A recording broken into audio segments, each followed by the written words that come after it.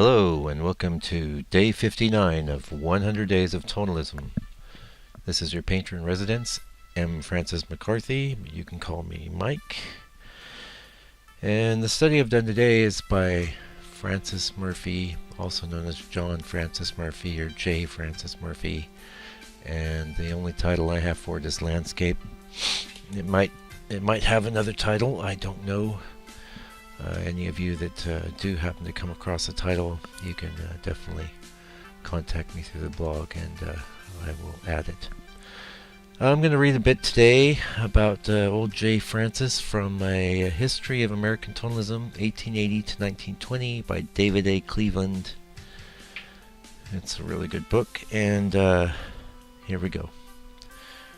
Of the core generation of tonalists, J. Francis Murphy was perhaps the most representative and least appreciated as a radical innovator. The genial Murphy, Murph to his friends, more than any artist of the day, encapsulated tonalism's delicate moods and infinite refinements of sentiment. Like Ryder and Blakelock, Murphy never studied in Europe and was largely self-taught, making his way up from impoverished beginnings to become one of the most admired and loved artists of his generation. For 40 years, his vigorous yet quiescent landscapes took center stage in the maturing tonalist movement. He explored, experimented, and developed a range of distinct styles, along with numerous technical innovations within the narrow scope of his chosen imagery. Seemingly conservative style, especially his early Hudson River and post-Barbizon work in the 1880s, Murphy's shimmering sunsets and autumn melancholy are deceptive. His best work embodies the radical experiments of his contemporaries, tempered with a cool poise and exquisite indwelling depth of tone. And that's the truth, let me tell you guys. That's a pretty long video today, so I'm gonna go through this. Actually, this is started on 208 of this book. I'm gonna read a bit of it. We'll see how far we get. The spare haunting autumnal landscapes share a family resemblance with the work of fellow tonalists, but retain a stark, embedded, expressionist character that differentiates them from the work of the artist's American colleagues and are unlike anything produced in Europe during the period. In Murphy's iconic late work, the manipulation of pigment foreshadows the abstract expressionism of the 1940s and 1950s. Murphy's reputation suffered in the decades after his death, possibly as a result of the many small and repetitive signature pieces he turned out during the Depression of the 1890s. Yet when these are culled, it's fair to say that Murphy stands as one of the greatest interpreters of the American landscape of all time. Perhaps no artist of his generation so thoroughly immersed himself in nature. Murphy often spent 8 months of the year at his Catskill Mountains cabin, or so directly translated its infinite moods. Like the writings of his hero Thoreau, Murphy's art breathes with felt life. Born in Oswego, New York, the son of Irish immigrants, and moving to Chicago as a young man, Murphy rose from dire poverty. He left his parents and his sisters in Chicago and moved to New York in 1875, and never returned. He had little formal education, but was drawing and painting from an early age, and exhibited paintings of a Hudson River School style at the National Academy of Design during his formative years before 1880.